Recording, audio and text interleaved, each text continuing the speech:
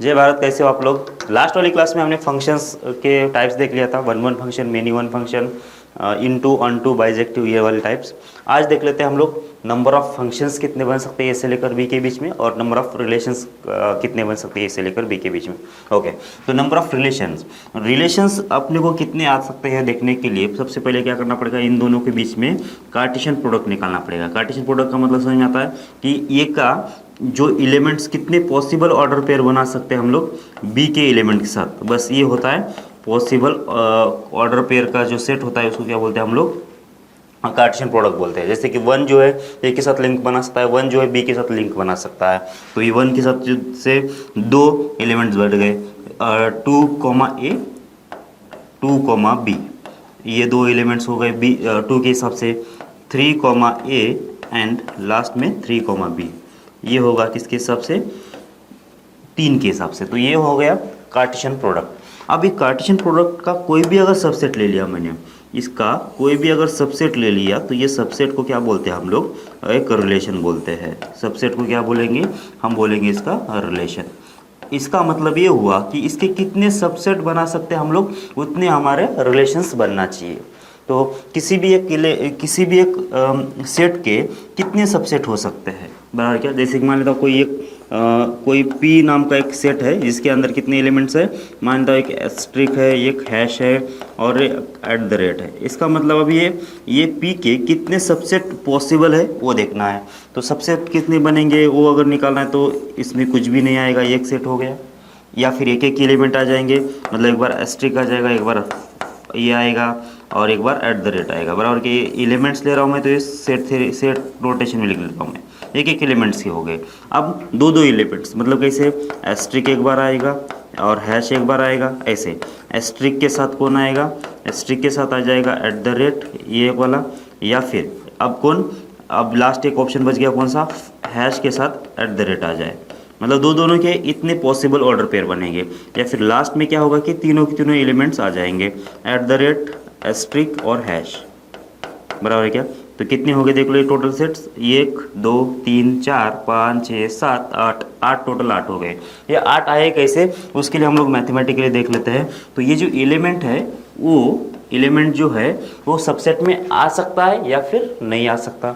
इसका मतलब एस्ट्रिक के लिए दो ऑप्शंस है, एक तो ये आएगा या फिर नहीं आएगा।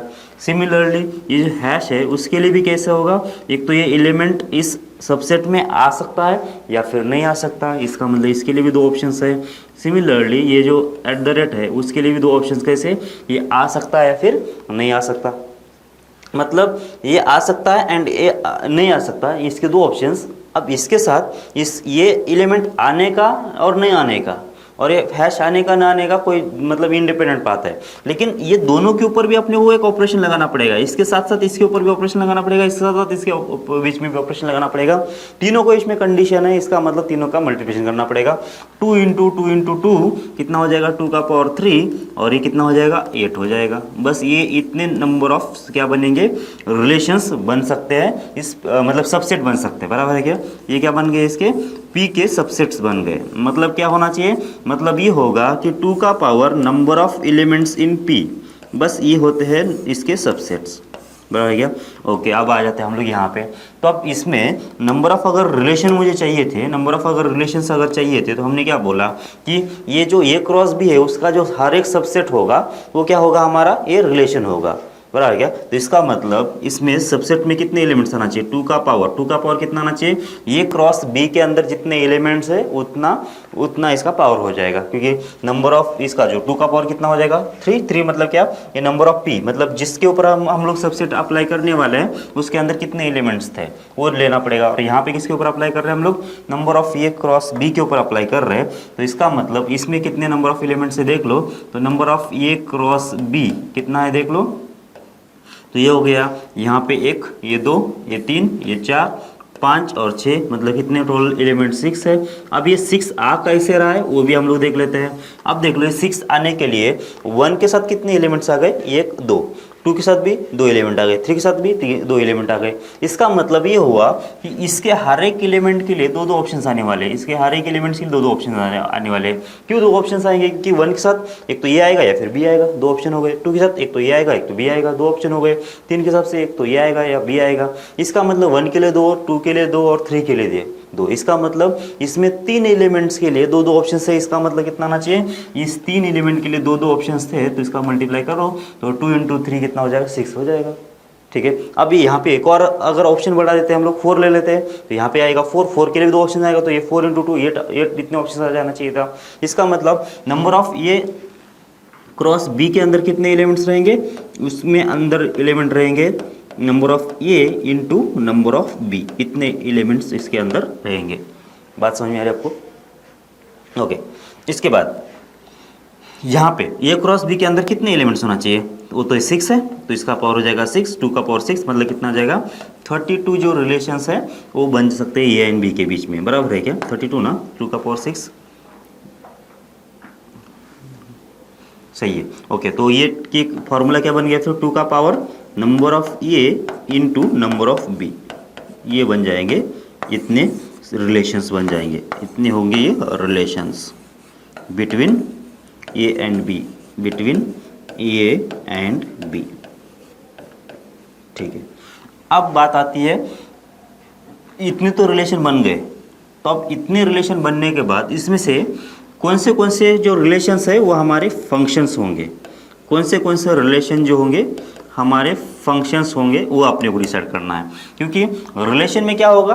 रिलेशन में अगर समझो, मान लेता हूँ कि इतना एक ही सेट अगर आ जाता है, मतलब इतना भी अगर इन दोनों के बीच में मैं अगर एरो डायग्राम बना दूँ, तो यहाँ पे सेट ए है, यहाँ पे सेट बी है, तो ये हो गया सेट ए, सेट बी का डोमेन। यहाँ पे कितना 1 2 और 3 यहाँ पे है, और ए और बी आ गया। अब ए से लेकर बी के बीच में मुझे कोई रिलेशन डिफाइन करना है। मान लेता हूँ ए की 1 की लिंक किसके साथ है? ए के साथ है। क्या ये रिलेशन है? क्या बिल्कुल रिलेशन है। मतलब क्या कि एक ही एलिमेंट की कोई इमेज है, बाकी दोनों की इमेज नहीं है, तो भी ये रिलेशन कहलाएगा। ये रिलेशन है लेकिन फंक्शन नहीं है। फंक्शन क्यों नहीं है? क्योंकि ये 2 और 3 की कोई इमेज है नहीं इसके अंदर। बराबर गया? ओके, अगर मान लेता हूँ मैं कितनी है, ये क्या बोलते हैं उसको, 3 की इमेज बी है और 3 की इमेज कितना ए है। क्या ये रिलेशन है? क्या बिल्कुल है, क्योंकि 3 की इमेज ए, 3 की इमेज बी, ये क्या है? ये भी रिलेशन है। क्योंकि अपने को ये क्राइटेरिया नहीं है कि किसी एक एलिमेंट के लिए यूनिक इमेज होना चाहिए, फिर एक ही सेपरेट पाथ होना चाहिए, या फिर कोई कॉन्फ्लिक्ट होना चाहिए। ऐसा कोई रिलेशन में नहीं होता है, कितने भी हम लोग इमेजेस बना सकते हैं इसके लिए। तो ये तो फंक्शन तो है वैसे, लेकिन ये रिलेशन नहीं। मतलब ऐसे जो चीज़ें हैं वो भी इसमें 32 में काउंट हो गई। बराबर है क्या? अपने को क्या चाहिए? अगर नंबर ऑफ फंक्शंस निकालना है तो मुझे सिर्फ क्या चाहिए? 1 टाइप के एंड मेनी 1 टाइप के जो रिलेशंस है वही ढूंढना पड़ेगा, और उतने हमारे क्या होंगे? फंक्शंस होंगे, और डोमेन के हर एक एलिमेंट की कोई ना कोई इमेज होना चाहिए, तब जाके क्या होगा कि ये फंक्शन होगा। सही है? तो वो कैसे निकालेंगे देख लो आप। तो इसी एग्जाम्पल को ले लेते हैं। तो यहाँ पे एक सेट ये था और इसके अंदर कितने एलिमेंट्स थे? 1 2 एंड 3 है, और बी सेट यहाँ पे था, और इसके साथ एलिमेंट कितने थे? ए एंड बी, ये एलिमेंट थे इसके अंदर। मुझे क्या करना है कि ए से लेकर बी के बीच में मुझे फंक्शन डिफाइन करना है। तो देख लो, अब क्या करना पड़ेगा मुझे? इस 1 के लिए 1 जो है कितने एलिमेंट्स साथ अटैच में आ सकता है? ये 1 की इमेज क्या क्या बन सकती है देख लो, क्योंकि 1 की इमेज ए भी बन सकती है या फिर बी भी बन सकती है। इसका मतलब 1 के हिसाब से मेरे पास कितने ऑप्शंस हो गए? एक तो ए के साथ अटैच में आ जाए या फिर बी के साथ अटैच में आ जाए। सही है ना? मतलब कितने ऑप्शंस बन गए इसके ऑप्शंस बन गए 2। मतलब मान लेता हूँ इस 2 ऑप्शन में से इसने एक चूज कर लिया और ए के साथ लिंक में आ गया। ठीक है, मतलब 1 की इमेज क्या बन गई? अब ये बन गई। अब 2 के हिसाब से 2 किसके साथ अटैच में आ सकता है?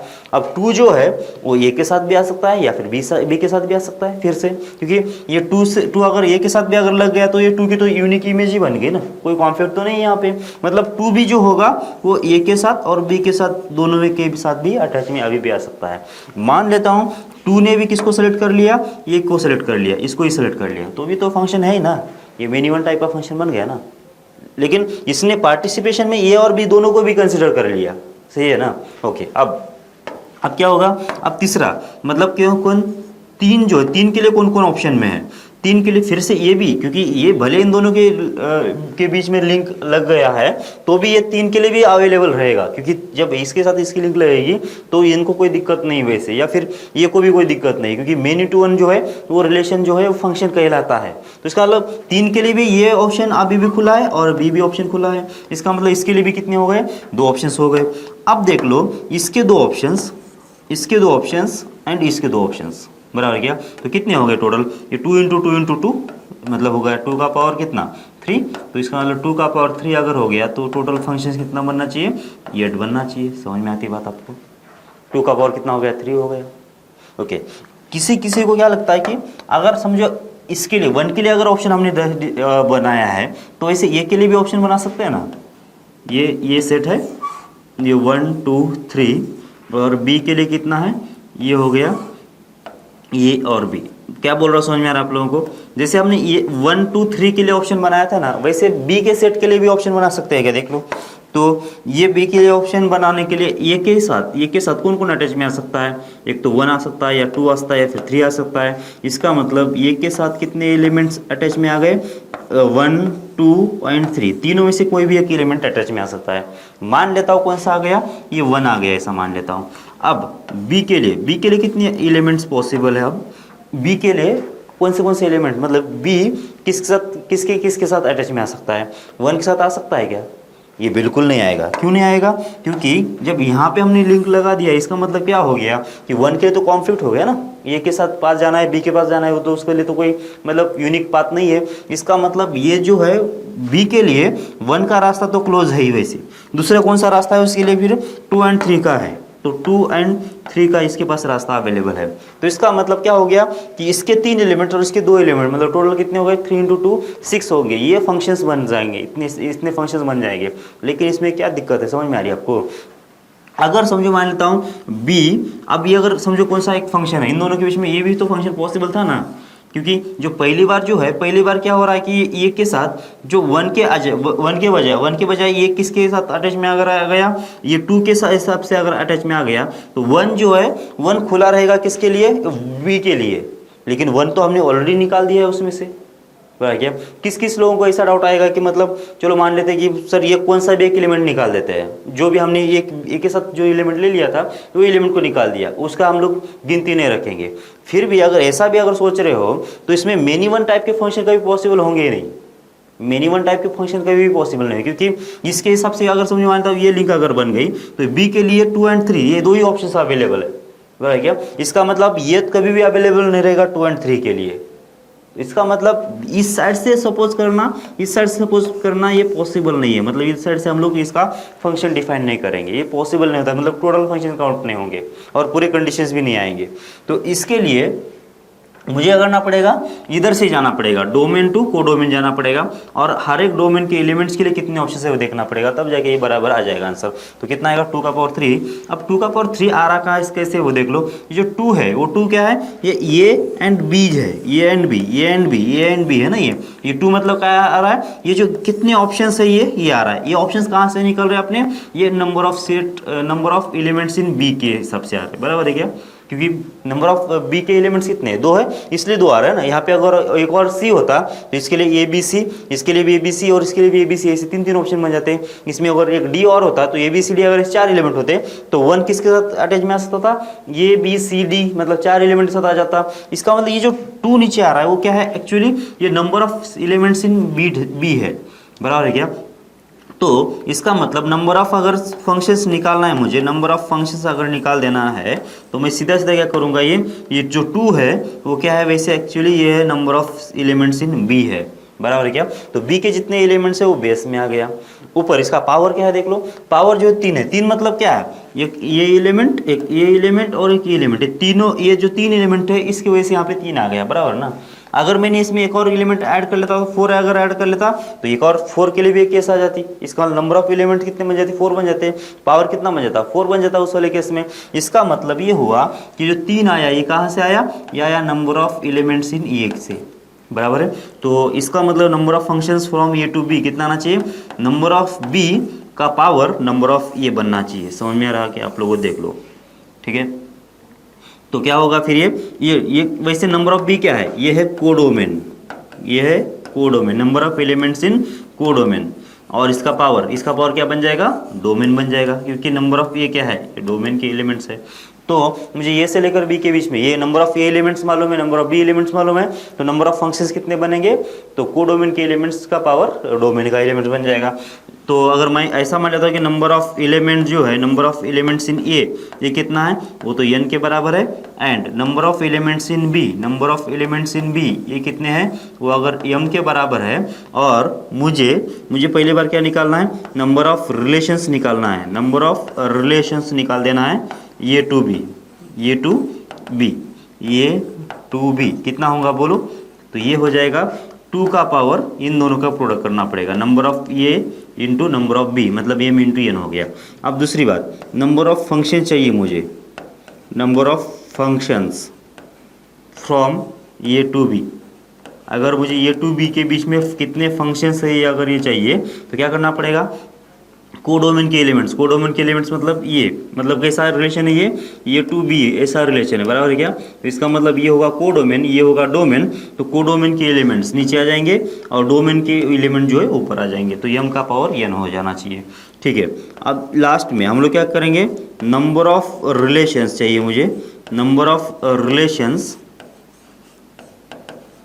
विच आर नॉट अ फंक्शन, मतलब ऐसे रिलेशन जो कि फंक्शन ना हो, मतलब वो प्योर क्या होना चाहिए, वो रिलेशंस ही होना चाहिए। तो ये कैसे निकालेंगे हम लोग, तो हमको मालूम है टोटल फंक्शंस कितने, रिलेशंस कितने हैं, उसमें से कितने फंक्शंस मालूम हो गए, तो इस टोटल रिलेशन में से ये फंक्शन निकाल दो, तो बाकी जो बचेंगे क्या होंगे, वो प्योरली क्या होंगे, वो सिर्फ रिलेशन होंगे और उसमें से कोई फंक्शन नहीं होगा। तो m का पावर कितना आना चाहिए, n आ जाना चाहिए, बस ये हो गया। तो एक फटाफट एक प्रॉब्लम कर लेते हैं। अगर मैं मान लेता हूँ कि number of elements in A कितना है, ये अगर मान लेता हूँ 5 है, और number of elements in B ये कितने हैं, ये अगर 3 है, तो मुझे करना है कि सबसे पहले नंबर ऑफ रिलेशंस निकाल देना है। तो नंबर ऑफ रिलेशंस कितना आ जाएगा, वैसे ये हो जाएगा 2 का पावर 5 इंटू होगा 3, कितना होगा ये 2 का पावर हो जाएगा 15। अब ये कितना है वो देख लो आप लोग, ठीक है। इसके बाद मुझे क्या चाहिए, नंबर ऑफ फंक्शन चाहिए, number of functions from A to B चाहिए। तो ए टू बी मतलब बी जो होगा उसके लिए कोडोमेन होगा, और 5 जो होगा उसका डोमेन होगा, तो 3 का पावर हो जाएगा 5, ये भी देख लो कितना आ जाएगा, ठीक है ना। और नंबर ऑफ फंक्शंस चाहिए मुझे, नंबर ऑफ रिलेशन चाहिए, number of relations which are not a function, बराबर, नॉट फंक्शन कितना आएगा, वैसे ये आएगा 2 का पावर 15 माइनस हो जाएगा 3 का पावर 5, बस ये हो जाएगा, ठीक है। ओके, आगे बढ़ते हैं। अब फंक्शन तो डिफाइन हो गया ये से लेकर बी के बीच में, ऐसा है फंक्शन ही है अभी। और number of elements in A कितना है, तो अगर n होते हैं, number of elements in B वो कितने होते हैं, m अगर हो जाते हैं, तो नंबर ऑफ फंक्शन, ये number of function from A to B कितना हो जाएगा, ये हो जाएगा m का पावर n। ये कौन से फंक्शंस है, ए टू बी है, बी टू ए अगर होता तो इसको इंटरचेंज करना पड़ेगा, ये पहली केस। दूसरी केस, अगर नंबर ऑफ फंक्शन चाहिए मुझे, number of functions from B to A, ये कितने होना चाहिए, ये हो जाएंगे n का पावर m, क्योंकि b टू a के लिए ये क्या है, कोडोमेन का काम करेगा, b क्या करेगा, डोमेन का काम करेगा। तो ये जो है इसके नंबर ऑफ a के एलिमेंट्स आना चाहिए नीचे और नंबर ऑफ b के एलिमेंट्स आना चाहिए ऊपर। तो ये हो गया number of functions from a to b। अब मुझे क्या चाहिए, मुझे चाहिए number of constant function, number of constant functions from A to B. A to B से जितने कांस्टेंट फंक्शंस है ना वो चाहिए मुझे। कांस्टेंट का मतलब क्या होता है, कांस्टेंट का मतलब होता है कि इनपुट कोई भी दे दो, इनपुट कोई भी दे दो, मतलब ये के लिए कौन सा भी एलिमेंट दे दो, ये में कितने भी अगर एलिमेंट होते हैं तो इस सारे एलिमेंट के लिए बी की एक ही वैल्यू मिलना चाहिए, ये एक ही वैल्यू पे को असाइन करना चाहिए, बराबर है क्या। तो इसको बोलते हैं हम लोग क्या, कांस्टेंट फंक्शन। कांस्टेंट फंक्शन का ग्राफ भी कैसे होता है, y इक्वल्स टू कांस्टेंट मतलब कितना, y इक्वल्स टू कांस्टेंट मतलब कितना, तो ऐसा कोई ग्राफ रहेगा। x की वैल्यू कुछ भी दे दो तो हमेशा यही वैल्यू आ जाना चाहिए, बराबर है क्या। तो ये कांस्टेंट फंक्शन कितने मिलेंगे, ये टू बी वो देखना पड़ेगा। देख लो अब इसके अंदर इन सारे एलिमेंट्स के लिए, कांस्टेंट फंक्शन में सारे एलिमेंट्स के लिए क्या होता है, एक ही ऑप्शन अवेलेबल होना चाहिए सारे इनपुट के लिए। एक के सेट में जो भी एलिमेंट्स होंगे वो सारे के सारे किसको असाइन होंगे, किसी एक पर्टिकुलर एलिमेंट को इंडिकेट करेंगे। अब यहाँ पे बी के अंदर कितने एलिमेंट्स है उसके ऊपर डिपेंड करेगा ना। इन सारे ऑप्शन ये अगर समझो ये की लिंक इसमें पहले एलिमेंट की लिंक अगर इसके साथ अगर लग गई तो सारे की लिंक उसी से लगने वाली है, बराबर क्या। इसका मतलब ये हो गया कि इसका जो पहला एलिमेंट है, इसका जो पहला एलिमेंट है उसके लिए कितने ऑप्शंस है वो देखना पड़ेगा। मान लेता हूँ कितना, ये 1 2 3 ये 3 एलिमेंट्स है ये के अंदर, और बी के अंदर कितने हैं, मान लेता हूँ ए बी सी और ये डी 4 एलिमेंट्स है। अब ये से लेकर बी के बीच में कितने कांस्टेंट फंक्शंस है वो निकालना है मुझे।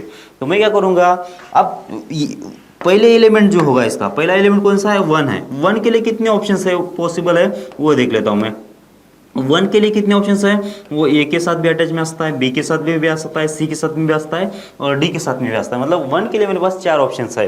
तो 1 के लिए कितने ऑप्शंस हो गए फिर मेरे पास, ये हो गए 4 ऑप्शंस, बराबर है क्या।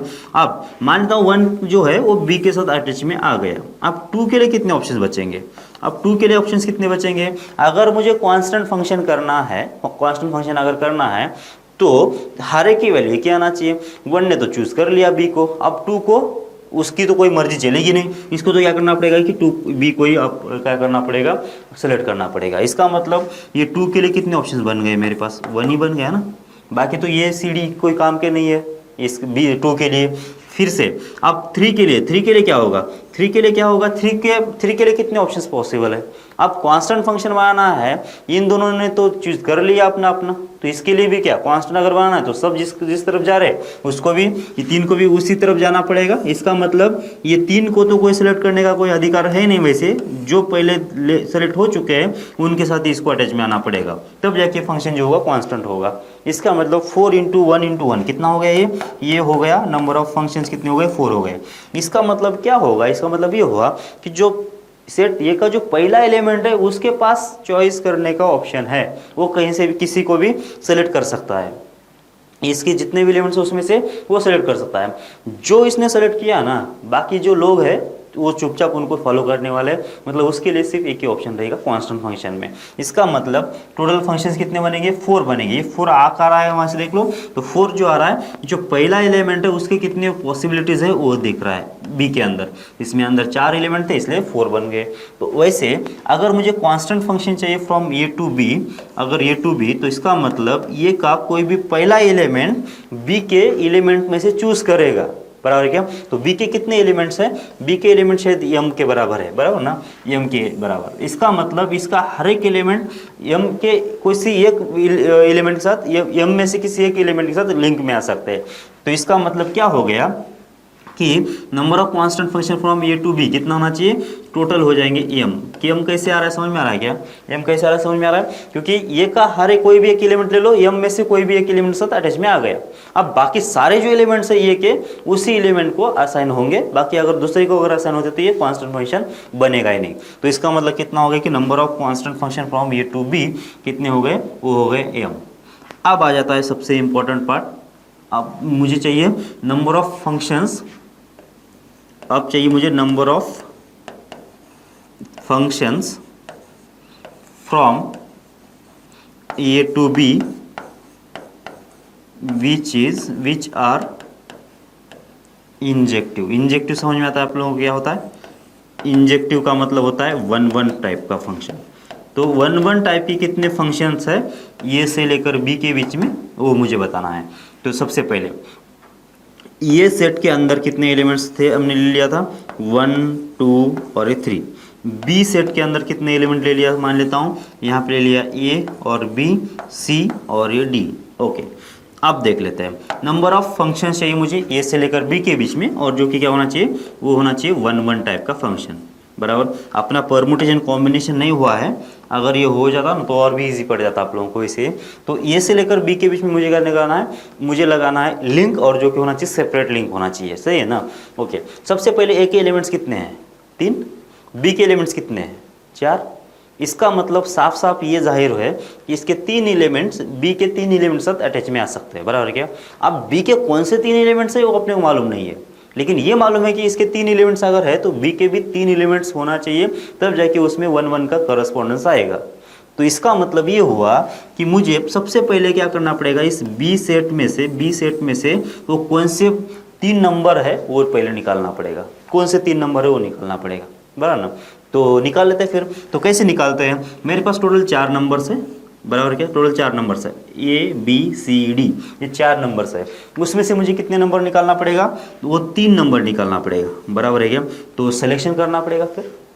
तो 4 में से 3 नंबर हमने निकाल दिया। ये 4C3 का मतलब समझ में आता है आपको। कॉम्बिनेशन का मतलब होता है कि एन एलिमेंट में से अगर आर एलिमेंट मुझे सेलेक्ट करना है, एन एलिमेंट में से अगर आर एलिमेंट सेलेक्ट करना है तो उसका मतलब होता है NCR। NCR का मतलब कितना होगा कि एन एलिमेंट में से मैंने आर एलिमेंट सेलेक्ट कर लिया है। तो वैसे इसमें कितने एलिमेंट्स थे, 4 एलिमेंट में थे, 4 एलिमेंट में से मैंने 3 एलिमेंट सेलेक्ट कर लिया। अब ये 3 एलिमेंट कोई भी हो सकते हैं, कोई भी हो सकता है, इसके अंदर में से कोई भी हो सकता है। मान लेता हूँ ये एक ये हो सकता है, और सी और ये डी आ सकता है, या फिर ये BC आ सकता है, या फिर BCD आ सकता है, या फिर ये BD आ सकता है। ऐसे सारे पूरे कॉम्बिनेशन आ गए, 4C3 में पूरे कॉम्बिनेशन आएंगे, उसके अंदर से कौन सा भी एक कॉम्बिनेशन हमने उठा लिया। मतलब कितना ले लिया, ये CD अगर इसमें सेलेक्ट हो गया। अब सीन क्या है कि ये के अंदर कितने एलिमेंट्स है, 1 2 3 है, और बी के अंदर कितने एलिमेंट्स है, वो है 3 एलिमेंट, ये सी और ये डी है, ठीक है ना। अब ये से लेकर बी के बीच में मुझे 1 1 का रिलेशन लगाना है। जो 1 1 का रिलेशन अगर लगाना है तो देख लो, अगर ये के लिए, अब ये के लिए कितने ऑप्शंस पॉसिबल है, क्योंकि फंक्शन हम लोग इधर से इधर ही देखेंगे, ये के लिए ऑप्शन नहीं देखेंगे, 1 के लिए ऑप्शन देखेंगे, मतलब डोमेन के एलिमेंट्स के लिए ऑप्शन देखेंगे, कोडोमेन के एलिमेंट के लिए ऑप्शन नहीं देखेंगे, बराबर है क्या। ओके, तो 1 के हिसाब से 1 किसके किसके अटैच में आ सकता है, 1 जो आ सकता है ये के अटैच में आ सकता है, सी के अटैच में आ सकता है, या फिर डी के अटैच में आ सकता है। मतलब 1 के लिए मेरे पास ये ऑप्शन है, सी ऑप्शन है, या फिर डी ऑप्शन है। टोटल ऑप्शंस कितने हो गए इस वाले केस में, टोटल ऑप्शंस हो गए 1 के लिए 3, सही है ना।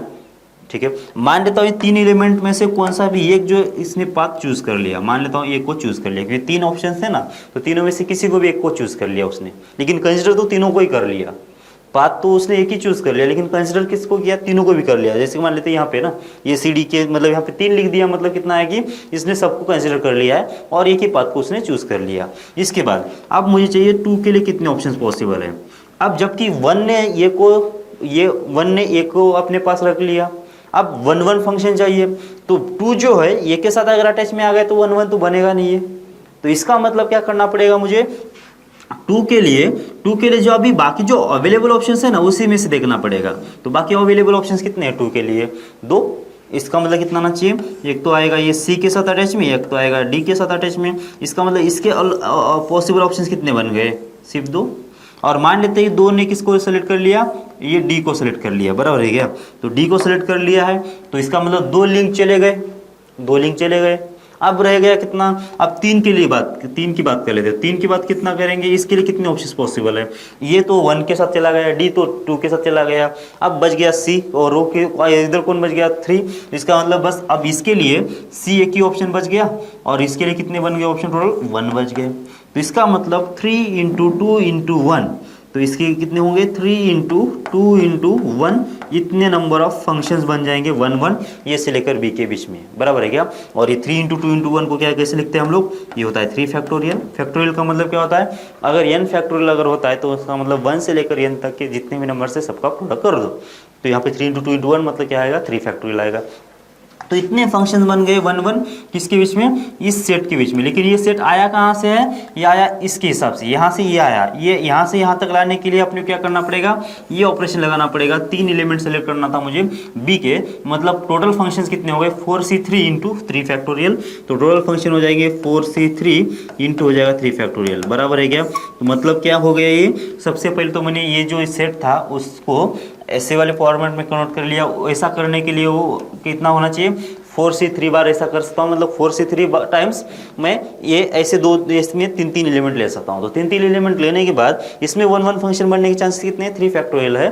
लेकिन ये कितनी बार बनेंगे, जितनी बार ये हमारी ए से मतलब बी के अंदर तीन तीन एलिमेंट्स आएंगे। बी के अंदर तीन तीन एलिमेंट्स कितनी बार आएंगे, 4c3 बार आएंगे। तो 4c3 टाइम्स इंटू हो जाएगा 3 फैक्टोरियल, ये हो जाएगा हमारा क्या, ये फंक्शन हो जाएगा।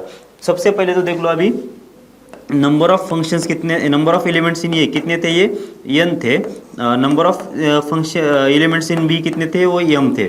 और इसमें n की वैल्यू कितना थी, हम जो प्रॉब्लम लिया था उसमें 3 था n की वैल्यू, और m की वैल्यू कितना था, 4 था, बराबर है क्या।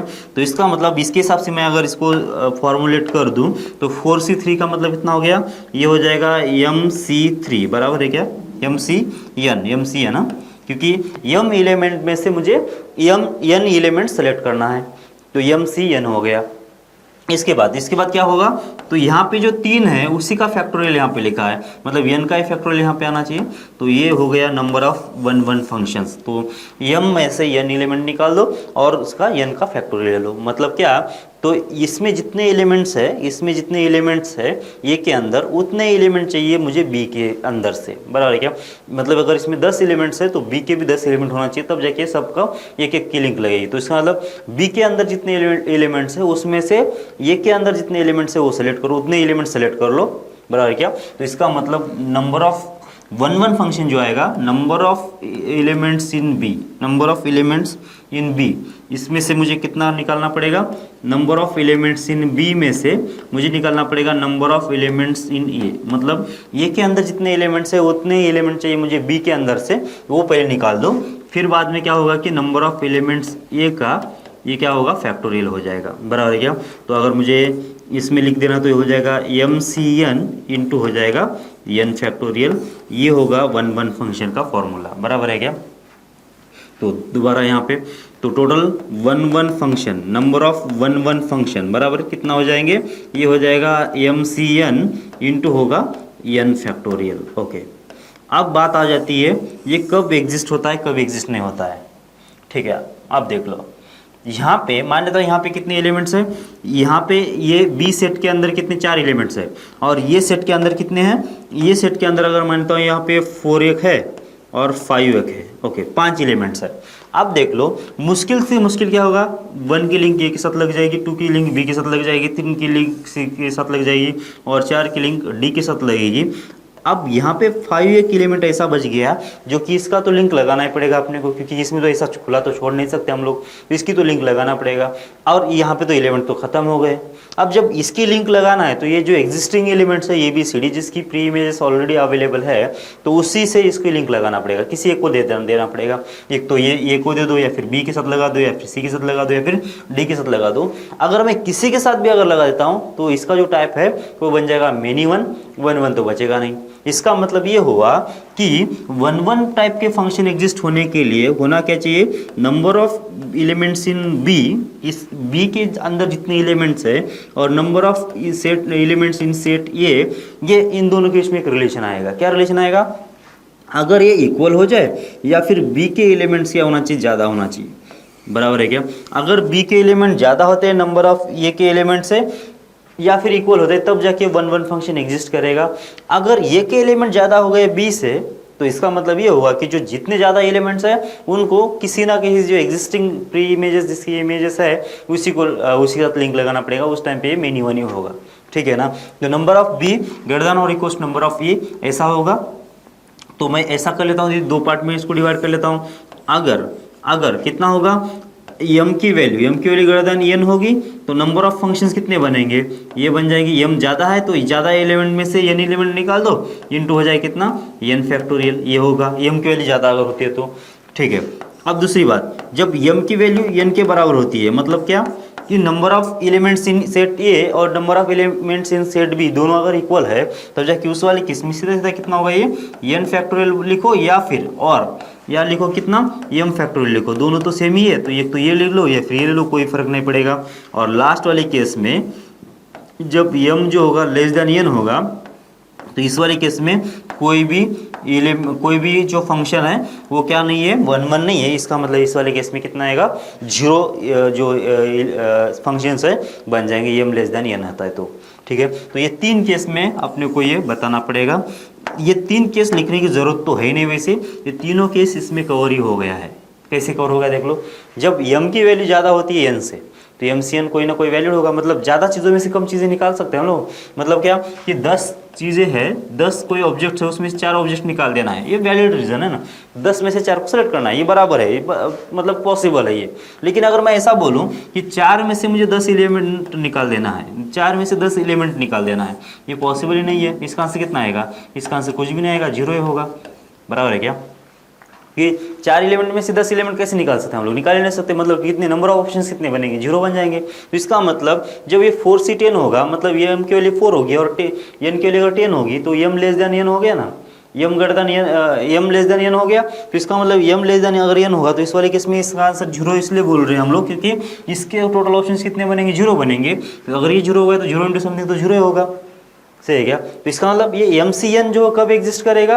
m की वैल्यू, ये ऊपर की वैल्यू एक तो ये n के बराबर हो या फिर n से ज़्यादा हो, तब जाके इसका कोई ना कोई मतलब बनेगा।